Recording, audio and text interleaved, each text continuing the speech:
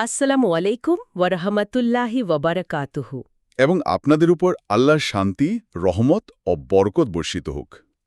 যারাই শুনছেন সবাইকে স্বাগত জানাচ্ছি আজকের এই চমৎকার আলোচনায়। একদম। আচ্ছা, আলোচনার শুরুতেই একবার কল্পনা করার চেষ্টা করা যাক। সপ্তম শতাব্দীর একটা ব্যস্ত বাজার অথবা চলাচলের রাস্তা। দৃশ্যটা বেশ জীবন্ত। তাই না? আর ভাবুন, দূর থেকে হয়তো পায়ের নূপুরের খুব হালকা একটা শব্দ ভেসে আসছে, কিন্তু মানুষটিকে দেখা যাচ্ছে না। আচ্ছা, শুধু শব্দটা শোনা যাচ্ছে। ঠিক। অবাক করার মতো বিষয় হলো আমাদের আজকের যে সোর্স বা উৎসগুলো নিয়ে আমরা কথা বলবো, সেখানে এই নূপুরের সাধারণ একটা শব্দ গোপন করার উপর ঠিক ততটাই জোর দেয়া হয়েছে যতটা জোর দেয়া হয়েছে মুখমণ্ডল আবৃত করার উপর। সত্যিই এটা ভাবার মতো একটা বিষয়। কেন একটা সাধারণ আওয়াজ নিয়ে এত কড়াকড়ি? ঠিক এই প্রশ্নটার উত্তরই আজকে আমরা খুঁজব। আজকের এই ডিপ ডাইভে বা গভীর পর্যালোচনায় আমরা পবিত্র কুরআন, প্রামাণ্য হাদিস এবং কিছু অসাধারণ যৌক্তিক বিশ্লেষণের আলোকে একটা বিষয় দেখব। নারীদের হিজাব বা নেকাবের বিধানের বিষয়টা। হ্যাঁ, অর্থাৎ মুখমণ্ডল এবং শরীর আবৃত করার বিধানের পেছনের আসল বিজ্ঞান আর মনস্তত্ত্বটা আসলে কি। আমরা দেখব এই প্রাচীন টেক্সটগুলো কিভাবে আধুনিক আইনি কাঠামোর চেয়েও সূক্ষ্মভাবে কাজ করে। দারুণ একটা বিষয়। তবে শুরুতেই একটা জিনিস পরিষ্কার করে নেওয়া খুব জরুরি। হ্যাঁ, অবশ্যই, বলুন। এই পর্যালোচনার উদ্দেশ্য কোনোভাবেই কোনো নির্দিষ্ট দৃষ্টিভঙ্গি বা ব্যক্তিগত মতামত কারো ওপর চাপিয়ে দেওয়া নয়। একদম ঠিক বলেছেন। আমরা শুধু সোর্সগুলোকে বিশ্লেষণ করব। রাইট। আমাদের হাতে থাকা উৎসগুলোতে যে শাস্ত্রীয় প্রমাণ, ঐতিহাসিক প্রেক্ষাপট আর আইনি যুক্তিগুলো তুলে ধরা হয়েছে, সেগুলোকে সম্পূর্ণ বস্তুনিষ্ঠভাবে বিশ্লেষণ করাই আমাদের কাজ। হ্যাঁ, যারা জানতে ভালোবাসেন বিশেষ করে ধর্মতাত্ত্বিক আইনগুলো কিভাবে সমাজবিজ্ঞানের সাথে মিশে যায়, সেটা বুঝতে চান, তাদের জন্য এই তথ্যগুলোকে সহজবোধ্য করে তোলাই আমাদের আজকের লক্ষ্য। চমৎকার একটা ভিত্তি দাঁড় করানো হলো। তাহলে মূল আলোচনায় প্রবেশ করা যাক, তাই না? হ্যাঁ, চলুন। যে কোনো ইসলামিক বিধানের মূল শেকড় যেহেতু পবিত্র কোরআন, তাই আমাদের উৎসগুলো শুরুই হয়েছে সূরা আন-নূরের একটা আয়াত দিয়ে। ২৪ নম্বর সূরার ৩১ নম্বর আয়াতটি। ঠিক। এই আয়াতে বিশ্বাসী নারীদের দৃষ্টি অবনত রাখার এবং নিজেদের সতীত্ব বা যৌনাঙ্গ হেফাজত করার নির্দেশ দেওয়া হয়েছে। রাইট। কিন্তু আয়াতে শুধুমাত্র একটা সাধারণ নির্দেশ দিয়ে ছেড়ে দেওয়া হয়নি। একদমই না, বরং এর প্রয়োগ কেমন হবে তার একটা সুস্পষ্ট গাইডলাইন বা রূপরেখা দেওয়া হয়েছে। হ্যাঁ, আয়াতটিতে একটা অত্যন্ত গুরুত্বপূর্ণ শব্দ ব্যবহার করা হয়েছে, জিউব। জিউব। আচ্ছা, এটার মানেটা যদি একটু বুঝিয়ে বলতেন। আসলে বলা হয়েছে, নারীরা যেন তাদের স্বাভাবিক প্রকাশমান সৌন্দর্য ছাড়া অন্য কোনো সৌন্দর্য প্রদর্শন না করে, আর তারা যেন তাদের মাথার ওড়না বা চাদর, যাকে আরবিতে খিমার বলা হয়, সেটা দিয়ে তাদের জিউব আবৃত করে রাখে। মানে গলা, বুক এবং মুখমণ্ডলের অংশটা। ঠিক তাই। দেখুন, ইসলাম পূর্ব আরবে, যাকে আইয়ামে জাহেলিয়াত বলা হয়, নারীরা তাদের মাথার ওড়না পেছন দিকে ফেলে রাখত। ও আচ্ছা, যার ফলে তাদের গলার এবং বুকের অংশ উন্মুক্ত থাকত, তাই তো? একদম ঠিক ধরেছেন। কুরআনে এসে এই প্রথাটা ভেঙে দিল। নির্দেশ দেওয়া হলো সেই ওড়নাটিকে সামনে টেনে এনে পুরো অংশটি ঢেকে দেওয়ার। বুঝতে পেরেছি। এখানে একটা বড় শিফট বা পরিবর্তন আনা হলো। হ্যাঁ, আর এর পেছনের আইনি যুক্তিটি হল, যদি সতীত্ব রক্ষা করার নির্দেশ দেওয়া হয়, তবে সেই সতীত্ব রক্ষার জন্য প্রয়োজনীয় সব ধরনের উপায় অবলম্বন করাও স্বয়ংক্রিয়ভাবে একটা আইনি বাধ্যবাধকতা হয়ে যায়। রাইট। এই জায়গাটি পড়েই আমার মাথায় একটা উপমা কাজ করছিল। তাই নাকি? কি উপমা? বিষয়টা শুনলে মনে হয় যেন আধুনিক সাইবার সিকিউরিটির কোনো মাল্টিলেয়ার্ড ডিফেন্স সিস্টেম নিয়ে কথা হচ্ছে। দারুণ একটা তুলনা। একটু বুঝিয়ে বলবেন? উৎসটিতে বলা হচ্ছে যে ওই একই আয়াতে নারীদের এমনভাবে পা ফেলে হাঁটতে নিষেধ করা হয়েছে যাতে তাদের গোপন সাজসজ্জা প্রকাশ না পায়। যেমন ধরুন, ওই যে পায়ের নূপুরের শব্দ। একদম। এখন এখানে তো একটা বিরাট প্রশ্ন চলে আসে, যা আমাদের সোর্সও বেশ জোরালোভাবে তুলেছে। হ্যাঁ, প্রশ্নের জায়গাটা খুব স্পষ্ট। যদি একটা সামান্য নূপুরের শব্দ, যা কেবলই একটা আওয়াজ, সেটা শোনাটাই আকর্ষণের কারণ হিসাবে নিষিদ্ধ করা হয়, তবে মানুষের সৌন্দর্যের সবচেয়ে বড় কেন্দ্র যে মুখমণ্ডল, মানে সেটা উন্মুক্ত রাখার বিষয়টা কিভাবে ধোপে টেকে? এটা সত্যি একটা অসাধারণ চিন্তার খোরাক। আপনি যে মাল্টিলেয়ার্ড সিকিউরিটি সিস্টেমের কথা বললেন তার সাথে এখানকার যুক্তিটা নিখুঁতভাবে মিলে যায়। হ্যাঁ, কারণ লজিকটা তো খুব সোজা, তাই না? ঠিক। আইনি বিশ্লেষণে একটা বিষয় খুব গুরুত্ব দিয়ে দেখা হয়, আকর্ষণের মূল কেন্দ্রবিন্দু কোনটি। রাইট। একটু ভাবুন তো, একজন মানুষের কাছে কোনটি বেশি আকর্ষণীয় হতে পারে? একজন অচেনা নারীর পায়ের নুপুরের শব্দ, যার চেহারা সে কখনো দেখেনি? নাকি একটা সুন্দর আকর্ষণীয় মুখমণ্ডল সরাসরি চোখের সামনে দেখতে পাওয়া? একদম। যুক্তির খাতিরে এবং মানুষের সাধারণ মনস্তত্ত্ব অনুযায়ী এটা সহজেই বোঝা যায় যে মুখমণ্ডলই হল পরিচয়ের এবং আকর্ষণের মূল কেন্দ্র। মানে চেহারাটাই তো সবকিছুর ফোকাস পয়েন্ট। ঠিক তাই। আর তাই যদি নুপুরের শব্দ লুকানোর ব্যাপারে এত কড়াকড়ি থাকে, তবে মুখমণ্ডল আবৃত করাটা যৌক্তিকভাবেই অনেক বেশি অপরিহার্য। এটা তো আইনি ভাষায় এ ফর্টিওরি বা অধিকতর যুক্তির একটা চমৎকার উদাহরণ। একেবারে নিখুঁত বলেছেন। কিন্তু এই তাত্ত্বিক কাঠামোর ভেতরেই কিন্তু আবার একটা ব্যতিক্রমের কথাও বলা হয়েছে। হ্যাঁ, সূরা আন-নূরের ৬০ নম্বর আয়াতের কথা বলছেন তো? ঠিক। আর আইনি বিধানে তো এই ব্যতিক্রমগুলোই সবচেয়ে বেশি আগ্রহ তৈরি করে। একদম। সূরা আন-নূরের ৬০ নম্বর আয়াতে আসলে বৃদ্ধা নারীদের জন্য একটা ছাড়ের কথা উল্লেখ করা হয়েছে। ছাড়টা ঠিক কেমন? বলা হয়েছে যে বয়স্ক নারীদের আর বিয়ের বয়স নেই বা বিয়ের কোনো আশা নেই, তারা যদি তাদের সৌন্দর্য প্রদর্শনের উদ্দেশ্য ছাড়া নিজেদের বহিরাবরণ বা চাদর কিছুটা শিথিল করে, তবে তাতে তাদের কোনো পাপ নেই। আচ্ছা, মানে বয়স্কদের জন্য একটু শিথিলতা আছে। হ্যাঁ, তবে এর পরও আয়াতে যোগ করা হয়েছে যে তারা যদি এটা থেকেও বিরত থাকে, তবে সেটিই তাদের জন্য অধিকতর উত্তম। একটু থামাই, এখানে তো একটা বিশাল আইনি সূত্র লুকিয়ে আছে বলে মনে হচ্ছে। হ্যাঁ, একটা খুব গভীর ফিকি বা আইনি ব্যাপার আছে এখানে। আমাদের উৎসে মাফুম আল মুখালাফা বা এমন কোনো একটা ভারী পরিভাষার কথা উল্লেখ ছিল। এই বিষয়টার মেকানিজম আসলে কি? আপনি খুব ভালো ধরেছেন। শাস্ত্রীয় বা উসুল আল ফিক অর্থাৎ ইসলামী আইনতত্ত্বের বিশ্লেষণে এই পদ্ধতিটিকে মফহুম আল মুখালাফা বলা হয়। আচ্ছা। ইংরেজিতে যাকে আপনি বলতে পারেন আর্গুমেন্ট অ্যা কন্ট্রারিও বা বিপরীত অর্থের মাধ্যমে প্রমাণ গ্রহণ করা। মানে সোজা কথায় উল্টো দিক থেকে চিন্তা করা। ঠিক। এর মানে হল, যখন কোন একটা নির্দিষ্ট শ্রেণীর জন্য একটা ছাড় দেয়া হয়, তখন তা স্বয়ংক্রিয়ভাবে প্রমাণ করে যে বাকি সবার জন্য এই নিয়মটা অত্যন্ত কঠোর। ও আচ্ছা।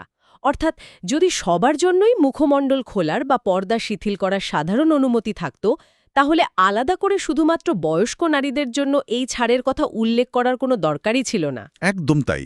সবার জন্য ওপেন থাকলে তো আলাদা করে বৃদ্ধাদের কথা বলার কোনো মানেই হয় না। রাইট। এই নির্দিষ্ট করে বয়স্কদের ছাড় দেওয়ার মানেই হল যুবতী বা বিবাহযোগ্য নারীদের জন্য এই শিথিলতার কোনো সুযোগই নেই। একেবারে নিখুঁত বিশ্লেষণ। বয়স্ক নারীদের ক্ষেত্রে যেহেতু আকর্ষণ বা ফিতনা তৈরি হওয়ার সম্ভাবনা প্রাকৃতিকভাবেই অনেক কম, তাই তাদের জন্য এই শিথিলতা। বুঝতে পারছি। আর এর বিপরীত অর্থটি হল, যুবতী নারীদের ক্ষেত্রে যেহেতু সেই সম্ভাবনা অনেক বেশি, তাই তাদের জন্য বহিরাবরণ দিয়ে নিজেদের আবৃত রাখাটা মানে শতভাগ বাধ্যতামূলক। এটা তো তাহলে নিছক কোনো সামাজিক প্রথা নয়? না, একদমই না। এটি অত্যন্ত সুনির্দিষ্ট একটা আইনি কাঠামো। দারুণ। সূরা আন-নূরের এই তাত্ত্বিক এবং আইনি সীমানার পর আমরা যদি এর ব্যবহারিক প্রয়োগের দিকে তাকাই, তবে সূরা আল আহজাবের দিকে যেতে হয়। হ্যাঁ, সেখানে জিলবাব বা চাদর ব্যবহারের কথা খুব স্পষ্টভাবে বলা হয়েছে। কিন্তু একটা ব্যাপার, সপ্তম শতাব্দীর মদিনায় এই জিলবাব আসলে দেখতে কেমন ছিল? দেখুন, জিলবাব কিন্তু আমাদের এখনকার সাধারণ কোনো ওড়না নয়। সূরা আল আহজাবের ৫৯ নম্বর আয়াতে নবীকে নির্দেশ দেওয়া হয়েছে তিনি যেন তার স্ত্রী, কন্যা এবং মুমিন নারীদের নিজেদের ওপর জিলবাব টেনে দেওয়ার কথা বলেন। মানে এটা বড় কোনো চাদরের মতো কিছু? হ্যাঁ, আরবি ভাষাতত্ত্বে জিলবাব হল এমন একটা বড় এবং প্রশস্ত চাদর বা বহিরাবরণ যা সাধারণ পোশাক বা খিমারের ওপর দিয়ে পরা হয়। ও আচ্ছা। আর এটা মাথা থেকে পা পর্যন্ত পুরো শরীরকে আবৃত করে ফেলে, অনেকটা বর্তমান সময়ের বড় আবায়ার মতো। বুঝতে পেরেছি। আর আমাদের সোর্সে এর পেছনের কারণ হিসেবে আয়াতে একটা অভাবনীয় মনস্তাত্ত্বিক দিক তুলে ধরা হয়েছে। হ্যাঁ, আয়াতে বলা হয়েছে যাতে তাদের মর্যাদাবান স্বাধীন নারী হিসেবে চেনা যায় এবং কেউ তাদের উত্ত্যক্ত না করে। এই চেনা যায় এবং উত্ত্যক্ত না করে কথাটি কিন্তু খুব আগ্রহোদ্দীপক। সত্যিই তাই। এটা একটা বিরাট সামাজিক মেসেজ। রাইট। এটা সমাজে নারীদের জন্য একটা মনস্তাত্ত্বিক সীমানা তৈরি করে দিচ্ছে। অর্থাৎ পোশাক এখানে কেবল শরীর ঢাকার মাধ্যম নয়, এটি একটা পরিচয়ের স্মারক।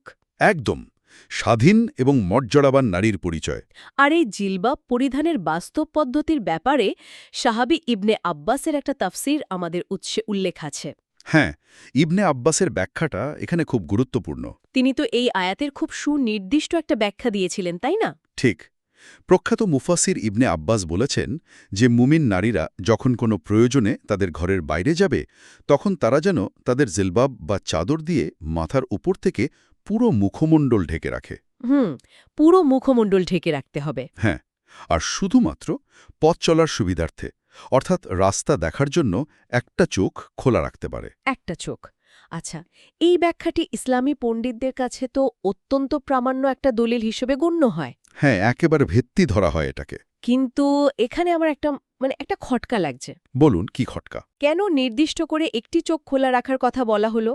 প্রয়োজন হলে তো পুরো মুখও খোলা রাখা যেত, তাই না? এই সূক্ষ্মতাটাই হলো আসল বিষয়। আইনশাস্ত্রে একটা নীতি আছে, প্রয়োজন সাপেক্ষে যতটুকু ছাড় দেওয়া দরকার ঠিক ততটুকুই অনুমোদিত। ও, বুঝতে পেরেছি। মানে যতটুকু না হলেই নয়। একদম। যেহেতু রাস্তায় হাঁটার জন্য দেখতে পাওয়াটা অপরিহার্য, তাই শুধুমাত্র পথ দেখার প্রয়োজনে চোখ খোলার অনুমতি দেওয়া হয়েছে, সৌন্দর্য প্রদর্শনের জন্য নয়। রাইট। যদি রাস্তা দেখার প্রয়োজন না থাকে তবে সেটিও উন্মুক্ত রাখার কথা বলা হয়নি। ঠিক তাই। এটা প্রমাণ করে মূল নিয়ম হল সম্পূর্ণ আবৃত থাকা। হ্যাঁ, যেখানে আমরা দেখতে পাই বাস্তব জীবনে এই নিয়মগুলো কিভাবে কাজ করত। ঠিক। এখানে বিয়ের প্রস্তাব দেওয়ার একটা হাদিস উল্লেখ করা হয়েছে, কিন্তু সাধারণ দৃষ্টিতে মনে হতে পারে বিয়ের জন্য মেয়ে দেখার অনুমতি তো একটা খুবই স্বাভাবিক এবং ব্যবহারিক ব্যাপার। স্বাভাবিক তো বটেই। তাহলে এখান থেকে মুখমণ্ডল ঢাকা কঠোর বিধান কিভাবে প্রমাণিত হয়? এই প্রশ্নটাই পণ্ডিতরা বছরের পর বছর বিশ্লেষণ করেছেন। হাদিসটিতে বলা হয়েছে, যখন কেউ কোনো নারীকে বিয়ের প্রস্তাব দেওয়ার চিন্তা করে তখন সে যেন সেই নারীকে দেখে নেয়, যাতে তাদের মধ্যে আকর্ষণ তৈরি হয়। আচ্ছা। এখন আইনতাত্ত্বিকরা এই হাদিসটিকে বিশ্লেষণ করে বলেন, যদি সাধারণ অবস্থাতেই নারীদের মুখমণ্ডল উন্মুক্ত থাকত এবং সবাই রাস্তাঘাটে তাদের দেখতে পেত, তাহলে তো বিয়ের জন্য আলাদা করে এই দেখার অনুমতির কোনো প্রয়োজনই ছিল না। একদম। বিশেষ গুরুত্ব দিয়ে এই অনুমতি দেওয়ার মানেই হল সাধারণ অবস্থায় দেখা যেত না। আচ্ছা, বুঝতে পেরেছি। মানে এটি সেই এক্সেপশন প্রুভস দ্য রুল বা ব্যতিক্রমী সাধারণ নিয়মকে প্রমাণ করে, সেই ব্যাপারটা। একেবারে ঠিক।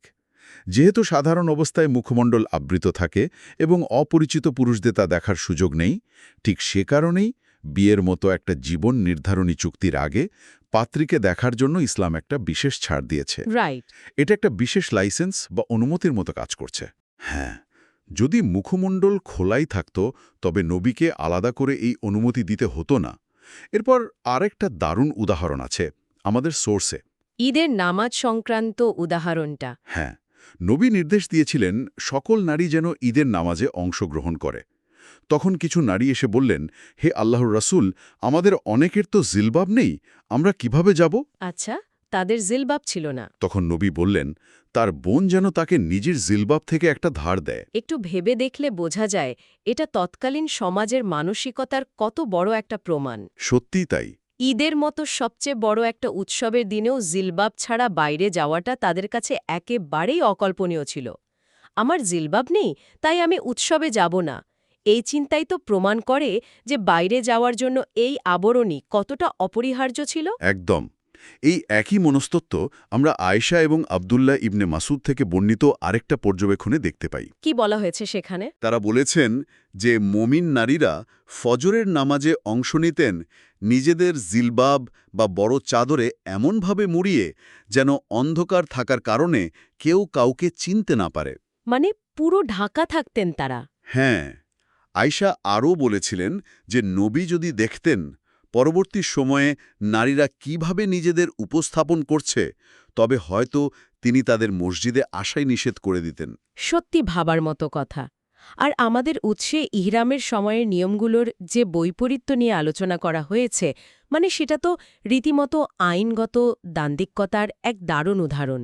হ্যাঁ, হজের সময় নিয়মটা বেশ ইন্টারেস্টিং। আমরা তো জানি যে হজের সময় অর্থাৎ ইহরাম অবস্থায় মুখমণ্ডল এবং হাত খোলা রাখাটাই নিয়ম। তাহলে সেখানে নেকাবের প্রসঙ্গ কিভাবে আসে? দেখুন, সাধারণ অবস্থায় এহরামের সময় নারীদের নেকাব বা গ্লাভস পরা নিষেধ। এটা একটা ইবাদতের বিশেষ অবস্থা। রাইট। কিন্তু আয়েশা একটা ঐতিহাসিক বর্ণনা দিয়েছেন। তিনি বলেছেন, তারা যখন এহরাম অবস্থায় হজের সফরে থাকতেন এবং কোনো পুরুষ আরোহীর দল তাদের পাশ দিয়ে যেত, আচ্ছা, তখন কি হতো? তখন তারা মাথার ওপর থেকে জিলবাব টেনে মুখমণ্ডল ঢেকে ফেলতেন। আরোহীরা চলে গেলে আবার মুখ খুলে দিতেন। এখানে তো দুটো আলাদা নিয়মের মধ্যে মানে একটা সাংঘর্ষিক অবস্থা তৈরি হলো। হ্যাঁ, আপাত দৃষ্টিতে তাই মনে হয়। একদিকে এহরামের নিয়ম হল মুখ খোলা রাখা, অন্যদিকে সাধারণ পুরুষের সামনে মুখ ঢাকা। তারা মুখ ঢাকার সিদ্ধান্ত কেন নিলেন? কারণ ইসলামী আইনশাস্ত্রে বা ফিকহে একটা নীতি আছে, যখন একটা সাধারণ বাধ্যবাধকতা এবং একটা বৃহত্তর বাধ্যবাধকতার মধ্যে সংঘর্ষ হয়, তখন বৃহত্তর বাধ্যবাধকতাটি প্রাধান্য পায়। ও আচ্ছা, মানে একটা রুল আর একটাকে ওভাররাইড করছে। ঠিক, ইহরামে মুখ খোলা রাখা একটা নিয়ম, কিন্তু গায়েরে মাহরাম বা অপরিচিত পুরুষের সামনে মুখমণ্ডল ঢেকে রাখা তার চেয়েও বড় একটা ফরজ বা আইনি বাধ্যবাধকতা। বুঝতে পেরেছি। তাই তারা পুরুষদের উপস্থিতি টের পেলেই নিজেদের আবৃত করে নিতেন। একদম তাই। সত্যি খুব গভীরে গিয়ে এই বিষয়গুলো বিশ্লেষণ করা হয়েছে আমাদের সোর্সগুলোতে। আচ্ছা, পোশাকের ঝুল বা হেমলাইন নিয়ে আরেকটা হাদিস আমার বেশ চমকপ্রদ লেগেছে। উম্মে সালামার হাদিসটার কথা বলছেন? হ্যাঁ, পুরুষদের তো অহংকার করে পোশাক মাটিতে ঝুলিয়ে পড়তে নিষেধ করা হয়েছে, কিন্তু নারীদের ক্ষেত্রে নিয়মটা ছিল ঠিক উল্টো, তাই না? ঠিক, যখন পুরুষদের নিষেধ করা হলো, তখন উম্মে সালামা নবীকে জিজ্ঞেস করলেন, তাহলে নারীরা তাদের পোশাকের নিচের অংশ কি করবে? উত্তরে নবী বললেন, তারা যেন 1 বিঘত পরিমাণ ঝুলিয়ে রাখে।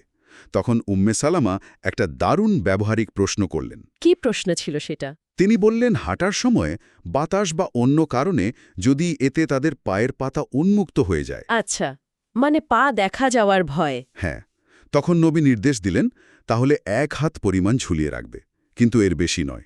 এই জায়গাটিতেও কিন্তু সেই আগের লজিকটাই কাজ করছে। কোন লজিকটা? ওই যে একজন নারীর পায়ের পাতা, যা সৌন্দর্যের বা আকর্ষণের বিচারে মুখমণ্ডলের চেয়ে অনেক কম গুরুত্বপূর্ণ, সেটি ঢাকার ব্যাপারে যদি এত কড়াকড়ি থাকে, হ্যাঁ, রাইট। যে পুরুষদের নিয়মের ঠিক বিপরীত একটা নিয়ম নারীদের জন্য দেওয়া হলো, তবে মুখমণ্ডল ঢাকার বিষয়টা কতটা গুরুত্বপূর্ণ তা সহজেই অনুমেয়। একদম ঠিক ধরেছেন। এমন বিভ্রান্ত চিন্তাই করা যায় না যেখানে কম আকর্ষণীয় অঙ্গ ঢাকতে বলা হবে আর বেশি আকর্ষণীয় অঙ্গ খোলা রাখার অনুমতি দেওয়া হবে। রাইট, এটা একটা অসম্ভব স্ববিরোধিতা হতো। আর আমাদের উৎসে এই বিষয়টি নিয়ে যৌক্তিক প্রমাণের ভিত্তি হিসেবে দাঁড় করানো হয়েছে। হ্যাঁ, এই সমস্ত আইনি এবং ঐতিহাসিক প্রমাণের পর এই উৎসগুলোর অন্তর্নিহিত প্রজ্ঞা বা মাকাসেদ আশ-শারিয়া কি তা নিয়ে একটা সুদীর্ঘ আলোচনা রয়েছে।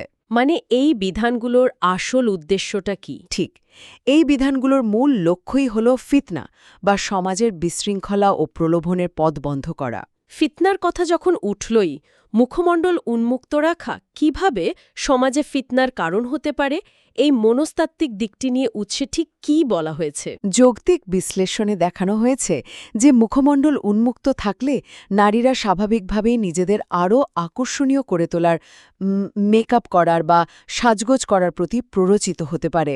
হ্যাঁ রে, যত মানব প্রকৃত। একদম।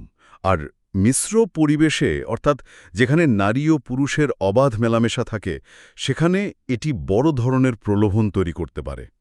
বুঝতে পারছি। একটা হাদিসের উদাহরণ দেওয়া হয়েছে, যেখানে নবী মসজিদ থেকে বের হয়ে দেখলেন রাস্তায় নারী-পুরুষ মিলেমিশে হাঁটছে। আচ্ছা, তখন তিনি কি করলেন? তিনি তখন নারীদের নির্দেশ দিলেন রাস্তার মাঝখান দিয়ে না হেঁটে পাশ দিয়ে হাঁটতে।